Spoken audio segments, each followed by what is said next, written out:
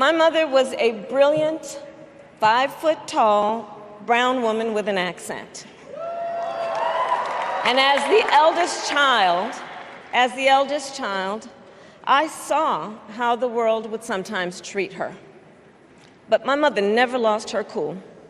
She was tough, courageous, a trailblazer in the fight for women's health, and she taught Maya and me a lesson that Michelle mentioned the other night.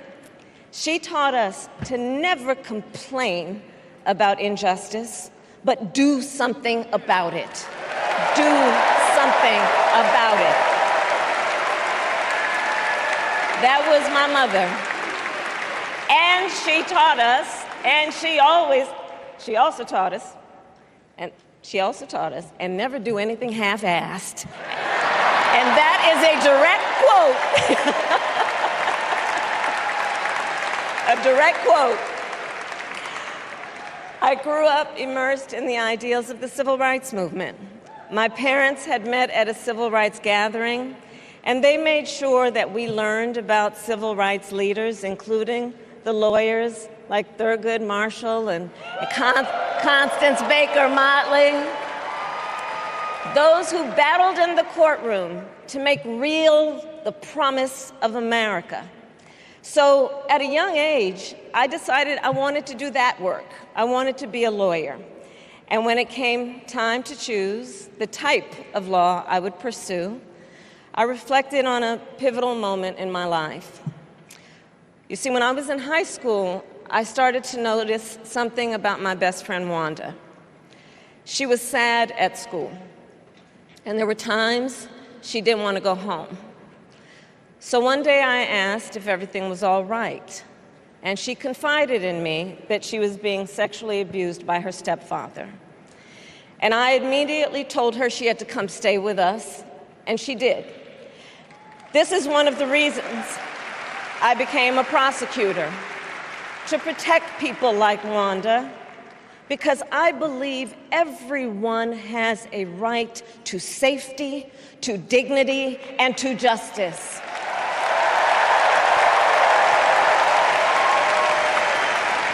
As a prosecutor, when I had a case, I charged it not in the name of the victim, but in the name of the people. For a simple reason. In our system of justice, a harm against any one of us is a harm against all of us.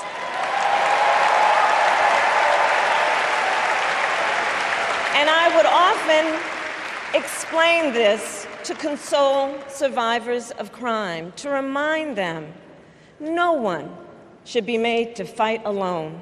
We are all in this together. And every day, in the courtroom, I stood proudly before a judge, and I said 5 words: Kamala Harris for the people.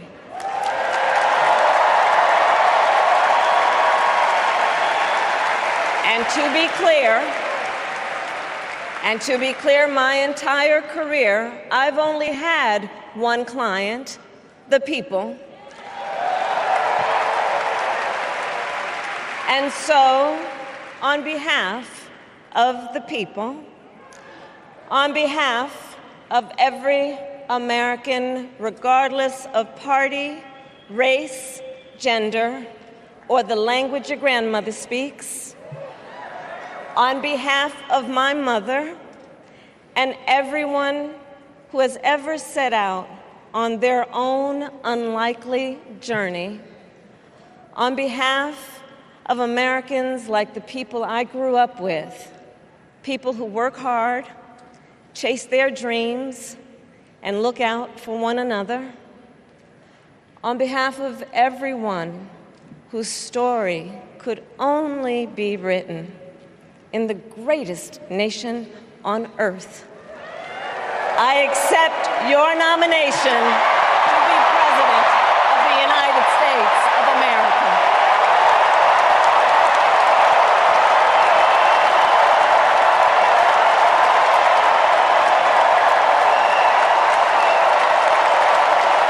And with this election, election,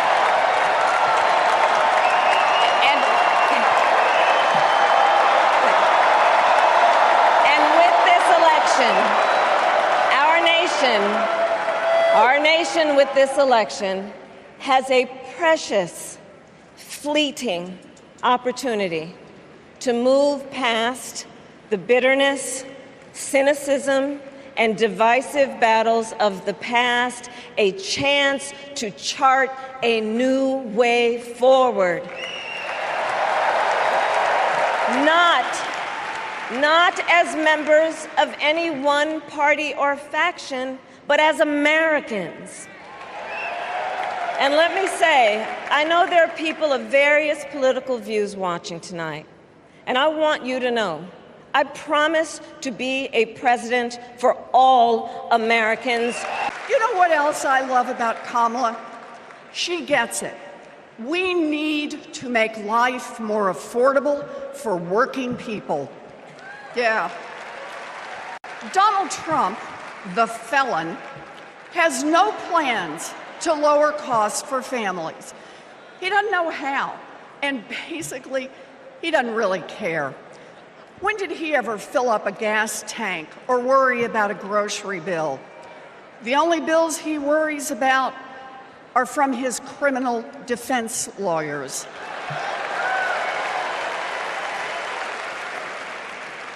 But Kamala, she cares deep down, and she will take on the giant corporations that are squeezing American families. In fact, it's something she's done before. During the California wildfires, she went after the price gougers. During the pandemic, we worked together in the Senate to stop price gouging. And as president, she will lower costs for your family. She'll take on the Wall Street firms that buy up millions of houses and apartments and then jack up the rent.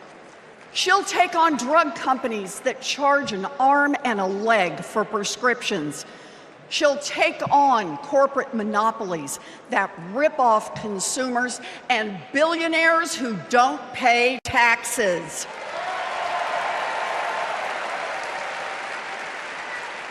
And she'll take on right-wing extremists who think they should decide who has access to abortion or IVF.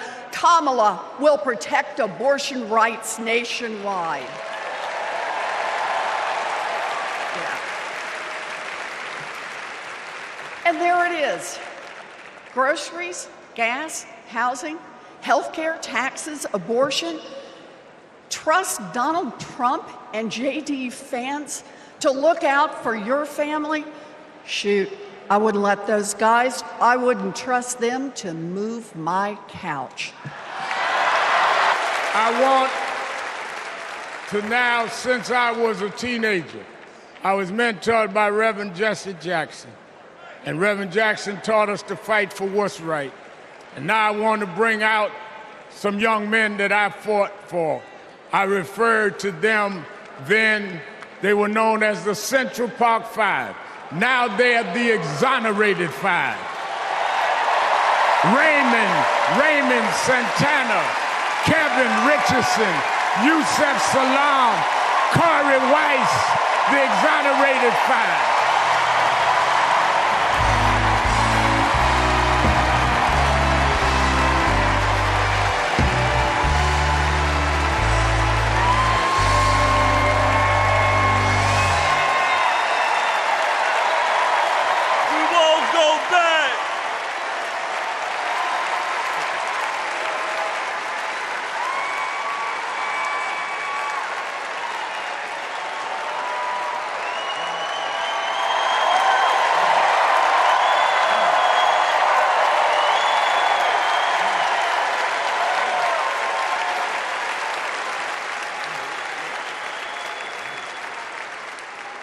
Good evening, people. My name is Corey Wise. 35 years ago, my friends and I were in prison for a crime we did not commit. Our youth was stolen from us. Every day as we walked into courtroom, people screamed at us, threatened us because of Donald Trump. He spent $85,000 on a full-page ad in the New York Times, calling for our execution.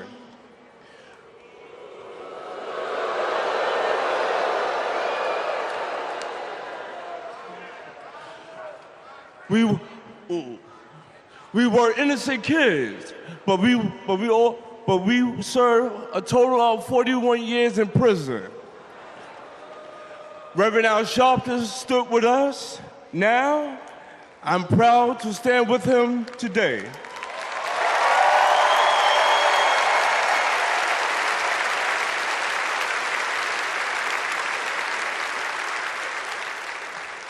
Vice President Kamala Harris has also worked to make things fairer. I know she will do the same as president. Now prove that message. Okay, so listen. It's come to my attention that there are some folks who struggle or pretend to struggle with the proper pronunciation of our future president's name.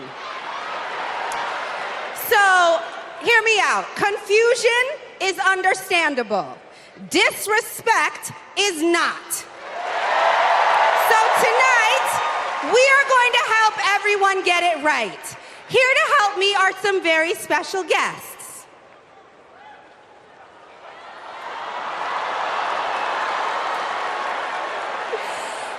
Thank you, ladies. Can you tell us your names? Hello, everybody. My name's Amara. And my name is Leela, her little sister. And what are you here to do? To teach you how to say your auntie's name. Okay, so how do you pronounce it? First you say comma like a comma in a sentence. Then you say la like la la la la la. Put it together and it's 1, 2, 3, Kamala. All right, so let's practice. I was born with grit. I grew up racing motorcycles, mucking stalls, and exploring the beautiful desert. I fell for an astronaut.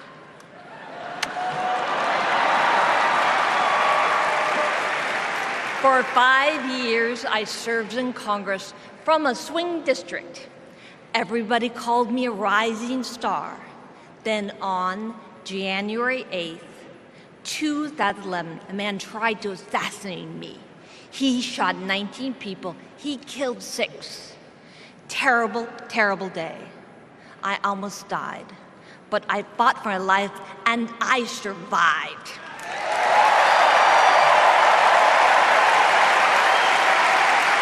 I learned to walk again, one step at a time.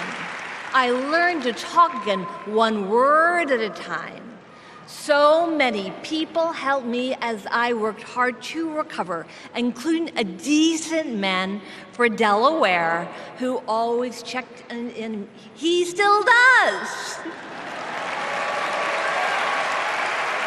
Thank you, Joe Biden. Thank you for everything. Joe is a great president. My friend Kamala will be a great president. She is tough. She has grit. Some have questioned why I've taken the stand I have. The answer is really simple, ladies and gentlemen. We must put country first. And tonight, as a Republican speaking before you, I'm putting our country first.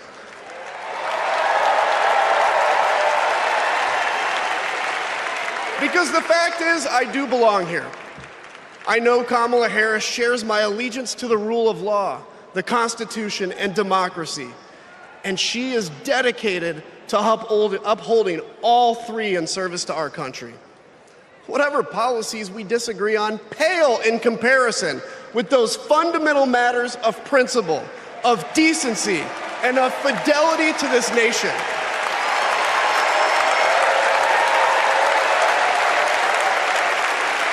Listen, to my fellow Republicans, if you still pledge allegiance to those principles, I suspect you belong here too. Because democracy knows no party. It's a living, breathing ideal that defines us as a nation. We were both raised knowing that no one was going to hand us anything, especially as women.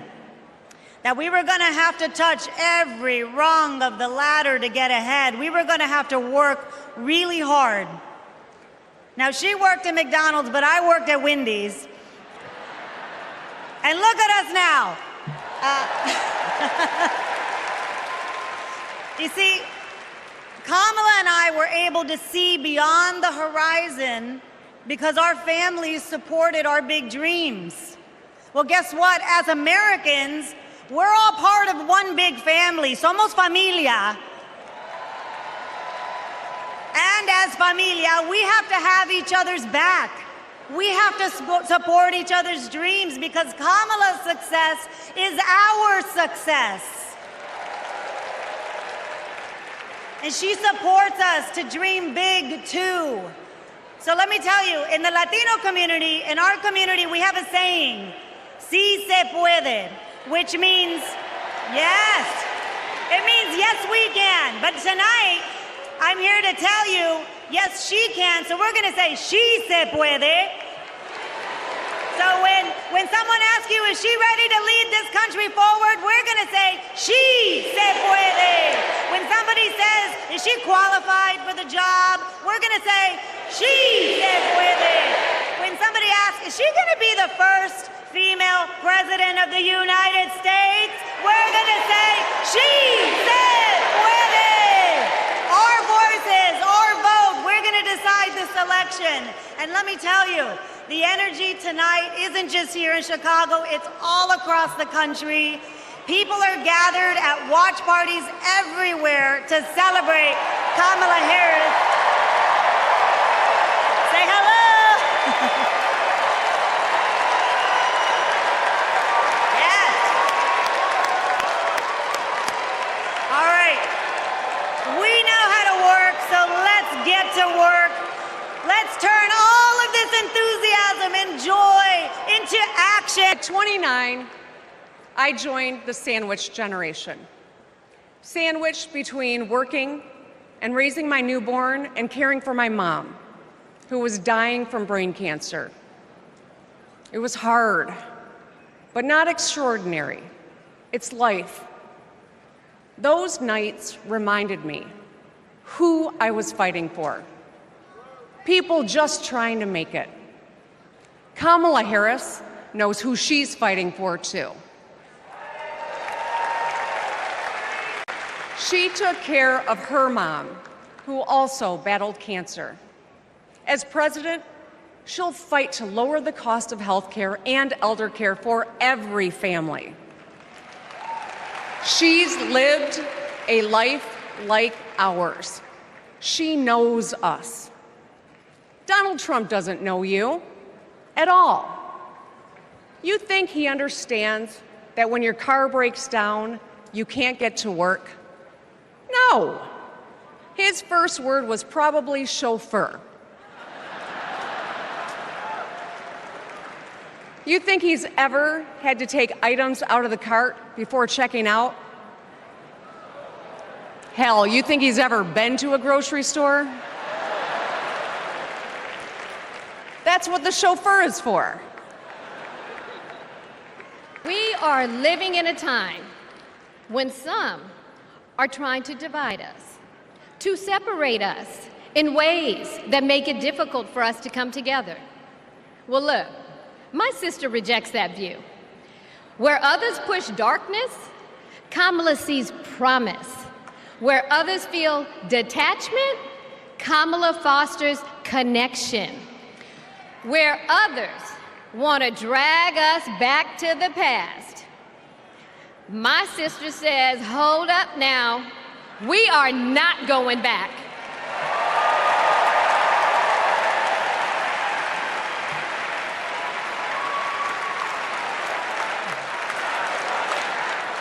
Because Kamala understands we have so much more in common than what separates us. She knows the measure of our success isn't just winning an election. It's about who we bring along and lift up in the process.